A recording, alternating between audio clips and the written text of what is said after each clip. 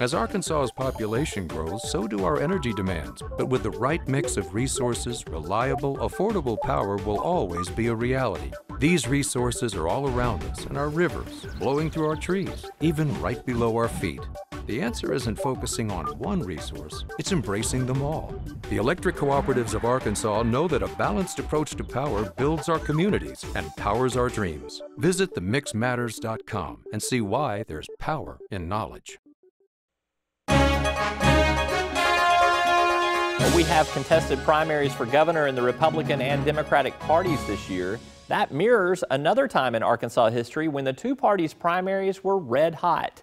1990. Today we look at what happened this week in the Democratic primary when then Governor Bill Clinton was being challenged by Tom McCray, great-grandson of a former Arkansas governor.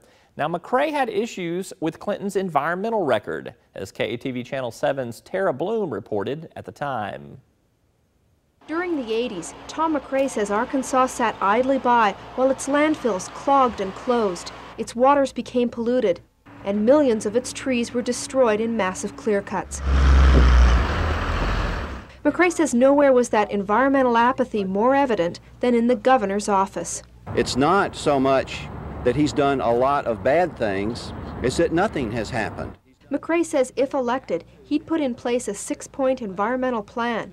His first task would be to dramatically change the way the Department of Pollution Control and Ecology is set up. Right now, the polluters are in essence regulating themselves, and that makes no sense. McCray says he would increase funding for the state's solid waste crisis and immediately push for a statewide recycling program. He'd adopt a statewide water code to regulate pollution, and he'd prevent commercial diamond mining at Murfreesboro. He says he'd also press for the National Forest to limit clear-cutting. Frankly, I'm getting a little impatient with all these Johnny-come-latelys who have discovered a bare clear-cut field in the last month or two because they think it's a hot issue now. Governor Clinton says not only has he been trying to reduce national forest clear-cuts for the last 10 years, he also has a long list of environmental accomplishments the public has simply forgotten or ignored. If I have an image that's wrong on this, it's because I have been basically abused by people with amnesia who don't remember the facts. One thing both politicians can agree on is that for the first time in years, the environment is emerging as an important campaign issue.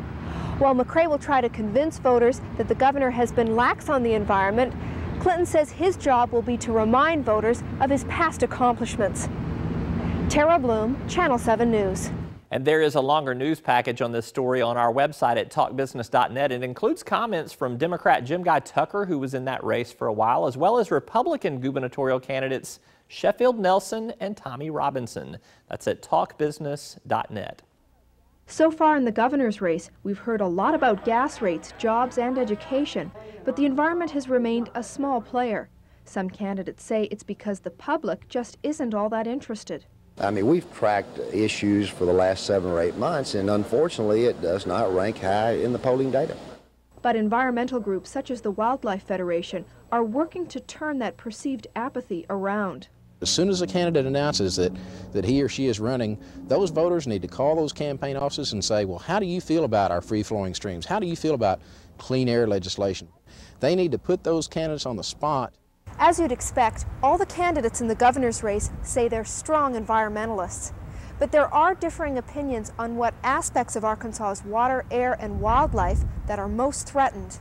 Congressman Tommy Robinson says he's concerned about clear-cutting and cleaning up the Arkansas River. We're still dumping raw sewage into the Arkansas River, and I think that must be stopped. Tom McCray says education, jobs, and the environment will be the big 3 issues in his campaign. His top concerns are developing a state water code and changing the makeup of the Pollution Control and Ecology Commission. We need to have commissioners selected that put Arkansas's interest first, not special interest first. Sheffield Nelson says 10 to 15% of his campaign speeches are devoted to the environment. He's also concerned with developing a state water code, and he wants to toughen pollution regulations and increase enforcement of laws already on the books.